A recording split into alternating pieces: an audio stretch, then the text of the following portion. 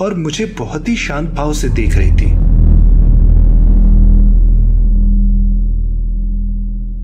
मैं कुछ बोलता इससे पहले वो खुद बोल पड़ी, अंदर आइए। ये सुनकर मैं चुपचाप अंदर चला गया और उसने मेरे पीछे दरवाजा बंद कर दिया। बैठिए। उसने मुझे सोफे पर बिठाया और खुद भी मेरे सामने आकर बैठ गई। जी, मैंने सुना है कि ये बिल्डिंग खाली है और इसमें कोई रहता नहीं है। जो भी आपने सुना है उसको भूल जाइए। इस टाइम जो आप देख रहे हैं उस पर भरोसा कीजिए। वो कल मैंने देखा कि आपको एक आदमी बुरी तरह पीट रहा था। कौन था वो?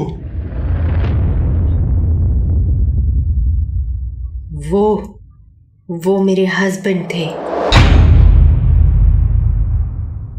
अच्छा, लेकिन वो आपको मार क्यों रहे थे? मेरा इतना कहते ही मैंने देखा कि कमरे से वही आदमी निकलकर बाहर आया और हम दोनों को गुस्से भरी निगाहों से देखने लगा। कौन है ये आदमी और यहाँ क्या कर रहा है? देखिए, मैं आपके सामने वाली बिल्डिंग में ही रहता हूं। और इतना सुनते ही उस बदतमीज आदमी ने मुझे धक्का दे दिया और मैं जमीन पर गिर पड़ा।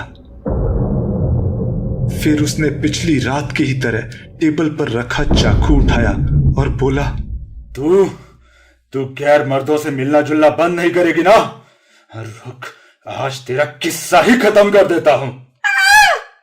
कहकर वो हाथ में चाकू लिए उस लेडी की तरफ बढ़ा और उसके गले पर चाकू फेर दिया। ये देखकर मैं एकदम से शॉक्ड हो गया। वो लेडी जमीन पर गिर गई और उसके गर्दन से खून बहने लगा। आंखें फटी की फटी रह गई। यहां मेरी हालत भी खराब हो चुकी थी। मेरी सांस मानो अटक सी गई थी और धड़कनें तेज तेज चल रही थी। मैं ये भी भूल गया था कि मैं जमीन पर पड़ा हुआ हूं। फिर वो आदमी मेरी तरफ पलटा और गुस्से से मुझे घूरने लगा और अगले ही पल जो हुआ वो बहुत खौफनाक था।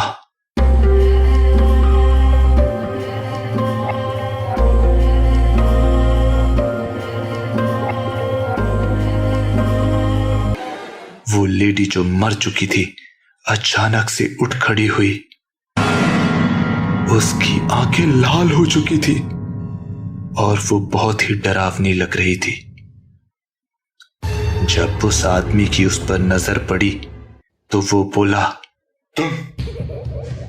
तुम जिंदा कैसे हुई? वो इतना ही कह पाया था कि वो लेडी उसके करीब बिजली की रफ्तार से गई और उसका गला पकड़ लिया। फिर उसके हाथ से चाकू छीनकर उस आदमी के पेट में उतार दिया। वो जमीन पर गिर के तड़पने लगा। उस लेडी ने उसका हाथ पकड़ा और घसीटते हुए एक कमरे में ले गई। फिर बाहर आकर उसने मेरी तरफ देखा। मुझे समझ नहीं आ रहा था कि मैं क्या करूं। मैं उठा और सीधे दरवाजे की तरफ भागा। क्या हुआ राजीव? क्या अब मैं खूबसूरत नहीं लग रही? क्या अब तुमको मुझसे कुछ नहीं जानना? वो बोले जा रही थी और मैं दरवाजे खोलने की कोशिश कर रहा था, लेकिन वो दरवाजा बिल्कुल भी खुल नहीं रहा था। फिर मैं पीछे पलटा और डर के मारे उससे माफी मांगते हुए बोला, मुझे माफ कर दो, मुझे कुछ नहीं जानना, बस मुझे जाने दो, मुझसे गलती हो गई। वो मेरे बिल्कुल करीब आ गई और बोली, जो भी तुमने देखा वो 1 साल पहले हुआ था। जिस फ्लैट में तुम रह रहे हो उसी फ्लैट में एक आदमी रहा करता था। जो तुम्हारी ही तरह मुझे उस बालकनी से देखा करता था। मेरे पति को मुझ पर शक करने की आदत थी, इसीलिए उसको लगता था कि मैं उस आदमी से रिलेशन में हूँ। जब मेरे पति ने उस आदमी से बात की तो उसने झूठ बोलकर कहा कि मैं भी उसको पसंद करती हूँ, और जब मेरा पति घर नहीं होता तो मैं उससे मिलने जाती हूँ। मेरा बेवकूफ पति उसकी बात सुनकर आग बबूला हो गया और उसने इसी तरह मुझे मार डाला, जैसे तुमने अभी देखा। मरने के बाद मेरी आत्मा ने सबसे पहले अपने पति की जान ली, और तब से मुझे हर उस मर्द से नफरत है जो दूसरों की बीवियों पर निगाह रखते हैं। तू भी उनमें से एक है। अब मैं तुझे नहीं छोड़ूंगी। कहकर उसने एक हमला मुझ पर किया और चाकू मेरे सीने पर लगा। मैं उसके पास से भागा और एक कमरे में चला गया। वहां जाकर मैंने अपने सीने पर हाथ रख लिया जहां से खून आ रहा था।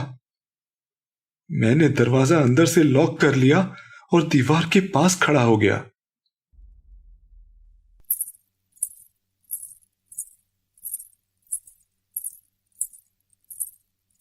लेकिन जब वो आई तो दरवाजा अपने आप खुल गया। वो मेरे एकदम करीब आई और उसने एक हमला अब मेरे हाथ पर किया। मेरे मुंह से चीख निकल गई जब उसने मेरा हाथ पकड़कर मुझे जमीन पर गिरा दिया। अब मैं दीवार के सहारे जमीन पर बैठा था और वो गुस्से से चाकू हाथ में लिए लाल अंगारों जैसी आंखों से मुझे घूर रही थी। तुम जैसा समझ रही हो वैसा नहीं है। मैं यहां तुम्हारे साथ कुछ गलत करने नहीं आया था। कल मैंने देखा कि तुम्हारा पति तुम पर जानलेवा हमला कर रहा है, तो मैं यही देखने आया था कि तुम ठीक हो या नहीं। तू झूठ बोल रहा है। तू भी उसी आदमी की तरह है जिसकी वजह से मेरी जान गई थी। नहीं, मैं तुमको देखता जरूर था, लेकिन उस आदमी की तरह मैं तुम पर गलत इल्जाम कभी नहीं लगाने वाला था। मैं वादा करता हूं कि आगे से किसी की बीवी की तरफ आंख उठाकर भी नहीं देखूंगा। मेरा इतना सुनने के बाद वो जोरों से चिल्लाई। फिर उसने एक और हमला मेरे हाथ पर किया।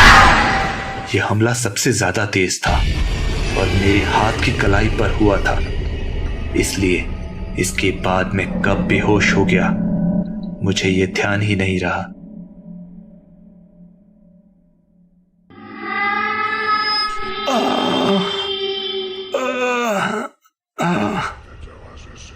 सुबह जब मेरी आंख खुली तो मैं उसी कमरे में पड़ा था। उस लेडी की आत्मा गायब हो चुकी थी। मेरा काफी खून बह चुका था और आंखें ठीक से खुल नहीं पा रही थी। फिर भी मैंने मोबाइल पॉकेट से निकाला और इश्मित को कॉल किया। इश्मित बहुत तेजी से एम्बुलेंस लेके वहां पहुंचा और फिर मुझे हॉस्पिटल ले जाया गया। शायद उस लेडी की आत्मा ने मुझे माफ कर दिया था, लेकिन उस दिन से मैंने कसम खा ली थी कि कभी किसी शादीशुदा औरत पर नजर नहीं रखूंगा।